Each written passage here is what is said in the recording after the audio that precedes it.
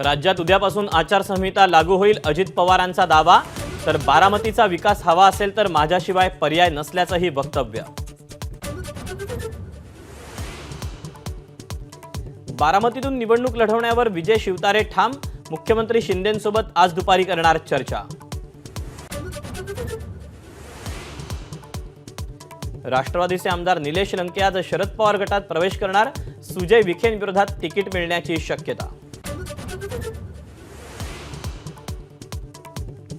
उत्तर मुंबईतून तिकीट नाकारलेल्या गोपाळ शेट्टींची देवेंद्र फडणवीसांनी काढली समजूत, काल रात्री उशिरा शेट्टींच्या घरी जाऊन चर्चा।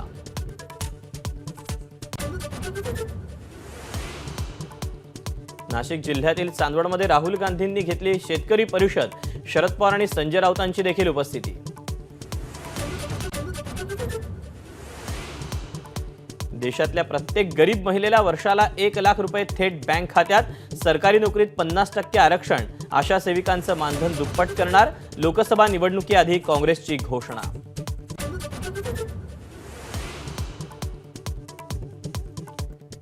उद्धव ठाकरे आज रत्नागिरी जिल्ह्याच्या दौऱ्यावर, शृंगारतळी आणि दापोलीत सभा घेणार।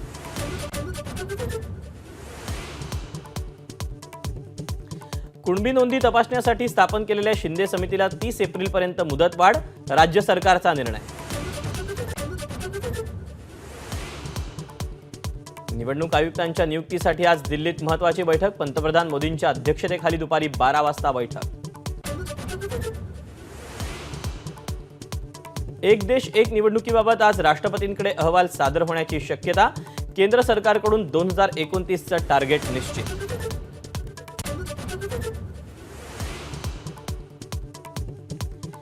उत्तराखंडमध्ये समान नागरी कायदा लागू, विधेयकावर राष्ट्रपती द्रौपदी मुर्मू यांची बुधवारी स्वाक्षरी।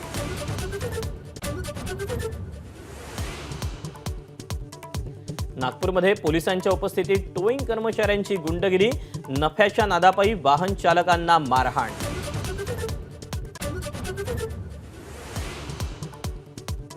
पेटीएमचे फास्टॅग उद्यापासून रिचार्ज करता येणार नाहीत, अन्य बँकांची फास्टॅग सेवा वापरा, राष्ट्रीय महामार्ग प्राधिकरणाचं आवाहन।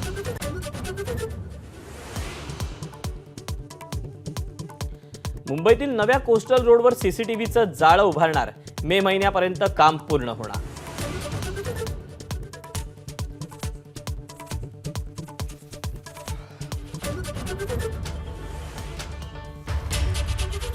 नमस्कार, मी दीपक पळसुले। सकाळचे 10 वाजता आहेत। नमस्कार महाराष्ट्रामध्ये आपल्या सगळ्यांचं। एबीपी माझा, उघडा डोळे बघा नीट।